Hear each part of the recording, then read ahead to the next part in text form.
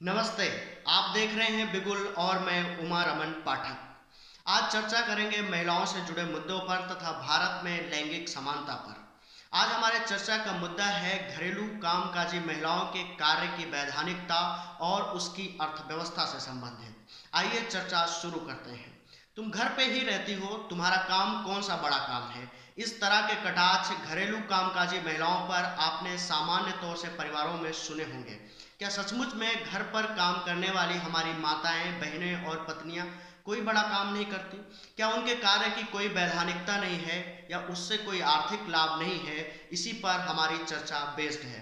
भारत की 2011 की जनगणना के अनुसार भारत में महिलाओं की आबादी 48% है, अर्थात उनकी आबादी कुल 53 करोड़ 2001 में थी और 2011 में महिलाओं की आबादी 58 करोड़ है। इन 58 करोड़ महिलाओं में से 36 करोड़ महिलाओं का मेन ऑक्यूपेशन या मुख्य कार्य गृह कार्य है, अर्थात घर पे खाना बनाना इत्यादि इन महिलाओं का कार्य है। इन 58 करोड़ महिलाओं में से 36 करोड़ महिलाएं घर पर काम करती हैं, अर्थात शुद्ध रूप से गृहिणी हैं। भारत सरकार के इकोनॉमिकल सर्वे ऑफ इंडिया की रिपोर्ट माने तो भारत के जीडीपी में 36 करोड़ महिलाओं की कोई भागीदारी नहीं है। ये महिलाएं जो काम करती हैं वो इकोनॉमिकली अनप्रोडक्टिव है, अर्थात इनके द्वारा किए गए काम से भारत की जीडीपी में कोई लाभ नहीं होता। इन महिलाओं की भारत की जीडीपी में भागीदारी शून्य है, अर्थात इनका काम भारत के आर्थिक विकास के लिए जीरो है।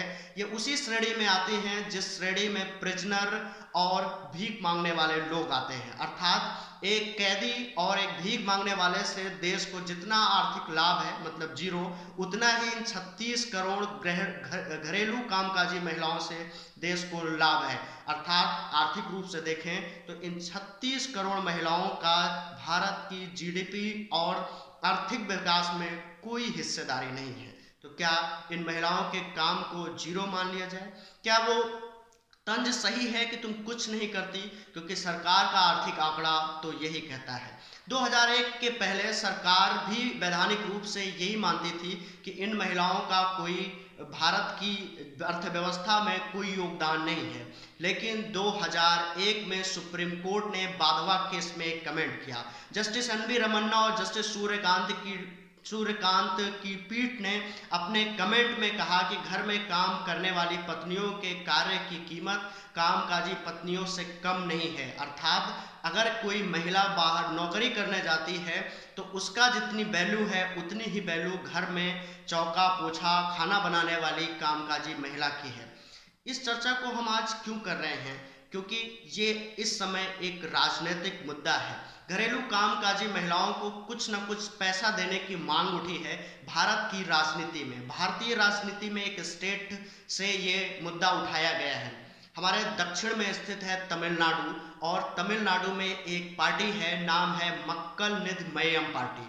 मक्कल निध मय्यम पार्टी के अध्यक्ष हैं कमल हासन साहब। वही कमल हासन जो भूतपूर्व अभिनेता थे, इस समय राजनीति अखाड़े में हाथ आजमा रहे हैं। उन्होंने मांग की है कि घर में काम काज करने वाली इन महिलाओं को कुछ ना कुछ पेमेंट दिया जाए, अर्थात घर में कार्य किए जाने के बदले इनको एक तनख्वाह दी जाए। ये समझ लीजिए कि आपके घर में अगर आपकी मम्मी या बहन या पत्नी या कोई भी जो खाना बनाता है, कपड़ा धुलता है, बर्तन धोता है या घरेलू काम करता है, उसको महीने की तनख्वाह दी जानी चाहिए। ऐसी मांग की है मक्कल निधि मय्यम पार्टी ने। कमल हासन की इस पार्टी ने अपने घोषणा पत्र में ये बात शामिल की है कि घरेलू कामकाजी महिलाओं को कुछ न कुछ पेमेंट दिया जाए। इस बात पे चर्चा करेंगे और ऐसा बिल हम तमिलनाडु में लाएंगे अगर हम सत्ता में आते हैं। इसके लिए उन्होंने हवा में बात नहीं की। तमिलनाडु में 6 वर्ष पुराना डेटा कलेक्ट किया। पिछले 6 सालों के डेटे को कलेक्ट करने के बाद उन्होंने एक आंकड़ा पेश किया जिसके मुताबिक भारत के तमिलनाडु राज्य में एक महिला प्रतिदिन 261 मिनट घरेलू कामकाज पे देती है, जबकि एक पुरुष मात्र 91 मिनट घरेलू कामकाज पे देता है। कहाँ 261, कहाँ 91? इसका मतलब ये है कि पुरुष घरेलू कामकाज पे कम वक्त व्यतीत करता है, जबकि महिलाएं 261 मिनट देती हैं, जबकि उसके इतने वक्त का कोई पेमेंट उसे नहीं मिलता। जब और पुरुष बाहर से काम करके पेमेंट लाता है और थोड़े टाइम घरेलू कामकाज में भी देता है। अगर इसी आंकड़े को राष्ट्रीय लेवल पर देखें तो भारत में एक कामकाजी घरेलू महिला अपने एक दिन में 299 मिनट घरेलू कामकाज पे देती है, अर्थात कम से कम 6 घंटे एक घरेलू कामकाजी महिला अपने घर के काम पर बिताती है, जबकि एक पुरुष मात्र 97 मिनट पर डे घरेलू कामकाज पे खर्च करता है। अर्थात महिलाओं का काम काफ़ी बड़ा और काफ़ी देर तक और हेक्टिक है। अगर हम the all India time use survey 2019 की एक रिपोर्ट को माने तो भारत में 82% महिलाएं घरेलू कामकाज में इन्वॉल्व है, अर्थात वो घर पे काम करती हैं, जबकि मात्र 26% पुरुष ऐसे हैं जिनका मेन ऑक्यूपेशन घर से जुड़ा हुआ है। हमारे देश की आबादी में जो महिलाओं की भागीदारी है उसमें से 82% महिलाएं घर के कामकाज में लगी हुई हैं। कहीं ना कहीं हमने और आपने सभी लोगों ने देखा होगा कि अगर किसी घर में एक भाई और एक बहन है और दोनों लोग पढ़ाई लिखाई कर रहे हैं, तो पढ़ाई लिखाई करने के बाद जब दोनों घर आते हैं तो भाई तो चाहे आराम से बैठ जाए, लेकिन लड़की को घरेलू कामकाज में हाथ बटाना होता है।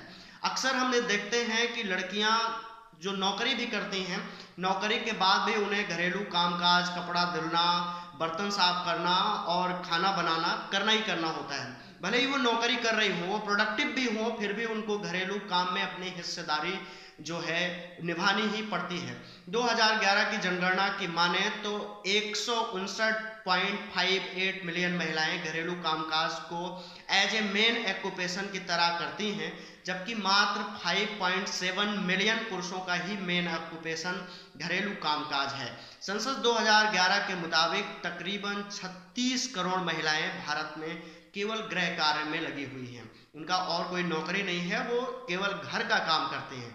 जबकि मैंने बताया कि अगर इनकी जीडीपी में भागीदारी देखो तो जीरो है, क्योंकि घरेलू काम का कोई पैसा तो मिलता नहीं इनको, और ना उस पैसे से ये कुछ खरीद रही हैं या कुछ कर रही हैं, तो इस तरह से देश की इकोनॉमी में इनकी भागीदारी जीरो है। मतलब इनका योगदान उतना ही है जितना एक कैदी या भीख मांगने वाले व्यक्ति को है।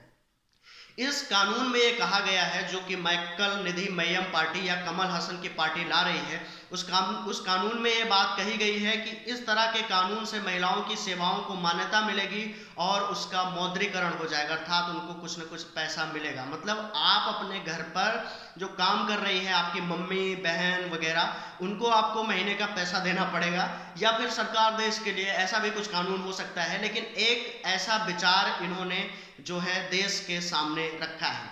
महिलाओं की हिस्सेदारी और महिलाओं के लैंगिक समानता की लड़ाई बहुत पुरानी है। जिस देश से भारत आज़ाद हुआ है उस ब्रिटेन में भी महिलाओं को वोट करने का अधिकार 21 नवंबर 1918 को मिला। उस कानून को कहते हैं qualification of women act 1918। Qualification of women act 1918 के द्वारा ब्रिटेन की संसद ने ब्रिटेन की महिलाओं को वोट का अधिकार तो दे दिया, लेकिन इसमें भी एक पेच लगा दिया। इसके मुताबिक ब्रिटेन में 1918 के इस कानून के मुताबिक पुरुषों को 21 साल में वोट देने का अधिकार था, जबकि महिलाओं को ये अधिकार 30 साल के बाद मिलता था, अर्थात 9 साल बाद। आप सोचिए कि एक महिला को 30 साल बाद जो राइट मिल रहा है वही पुरुष को 21 साल पे ही मिल जाता था। इस बात को लेकर ब्रिटेन में बड़े आंदोलन शुरू हुए। महिलाओं ने कहा कि हमें क्यों कमतर आंका जा रहा है, और फाइनली ब्रिटेन को ये बात माननी पड़ी, और लगभग 5-6 सालों की लड़ाई के बाद ब्रिटेन में महिलाओं और पुरुषों दोनों के लिए समान आयु निर्धारित की गई वोट देने के लिए। भारत में अगर बात करें तो महिलाओं को वोट देने का अधिकार 1918 के मॉन्टेग्यू चेम्सफोर्ड रिफॉर्म के द्वारा अंग्रेजी हुकूमत ने दी। देश जब आज़ाद हुआ तो भारत सरकार ने आज़ादी के साथ पुरुषों और महिलाओं में कोई विभेद न करते हुए दोनों को बराबर वोट देने का अधिकार दे दिया। महिलाओं को, आपको जैसा पता होगा कि पैतृक संपत्ति में अधिकार अब मिलने लगा है। पहले महिलाओं को पैतृक संपत्ति में अधिकार नहीं मिलता था। इसकी भी लड़ाई काफ़ी लंबी रही और महिलाओं ने काफ़ी लंबी लड़ाई लड़ी। इसके पहले ये होता था कि महिलाओं का कोई आर्थिक अपना आधार नहीं होता था। अगर वो मायके में रहती हैं तो सारी संपत्ति उनके भाइयों की होती थी, और ससुराल में आ जाते हैं तो उनके संपत्ति उनके पति की होती है। आज भी यही है, जब तक उनका पति जीवित है उनके पास कोई भू संपत्ति आमतौर पर वरासत के तौर पर नहीं आती है। इसी के लिए बीना वर्मा नाम की एक मेंबर ने प्राइवेट मेंबर बिल 1994 में पास किया। एक इनिशिएटिव था, आपको पता होगा कि प्राइवेट मेंबर बिल जल्दी से पास नहीं होते हैं। इसके द्वारा ये कहा गया कि घरेलू महिलाओं को या सारी महिलाओं को कंपलसरी तौर पर जो है वो पैतृक अराजी में कुछ न कुछ अधिकार मिले, और इसके लिए जिससे कि उनकी आर्थिक जो है भागीदारी सुनिश्चित हो सके। आमतौर पर आप देखते होंगे कि बेटा जो है वो बाप का या तो मायके में या ससुराल में हर हाल में पैतृक संपत्ति, खेत बाड़ी, धन संपत्ति, घर मकान का उत्तराधिकारी होता है, लेकिन बेटियां ना तो मायके में इसका उत्तराधिकारी हैं और पति के जीवित रहते वो ससुराल में भी इसकी उत्तराधिकारी नहीं है। अर्थात उनके पास अपना कोई आर्थिक वजूद नहीं है अभी तक। इस कानून को माना जाए तो कोई कंपलसरी रूप से उनके पास उनका ये हक नहीं है कि उनके पास आमतौर पर कोई धारणा हो।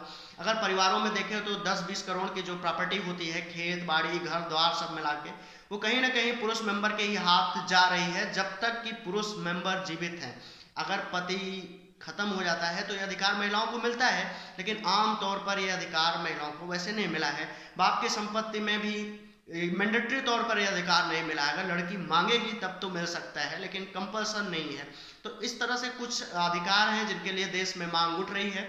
आप कमेंट करके बताइए कि कमल हासन साहब का ये मांग करना कि घर पे काम काज करने वाले महिलाओं को कुछ ना कुछ तनख्वाह या पेमेंट दी जानी चाहिए, ये मांग करना सही है या गलत है, और कैसे दिया जाएगा, ये किस तरह से, क्या सरकार देगी या घर में ही मेंबर को अपने घर में अपनी पत्नी को, अपनी मम्मी को या अपनी बहन को कुछ ना कुछ पैसा महीने के बाद काम के लिए देना पड़ेगा क्योंकि उसने खाना खाया, उनका बनाया। और महिलाओं की वैल्यू तो सुप्रीम कोर्ट ने कर ही दी है। उसने अपने कमेंट में भी जस्टिस रमन्ना और जस्टिस सूर्यकांत जी ने कहा था कि घर में काम करने वाली पत्नियों की कीमत उतनी ही है जितनी की कामकाजी महिलाओं की उतनी ही कीमत है जितनी कि बाहर काम करने वाली किसी लड़की या पत्नी की है।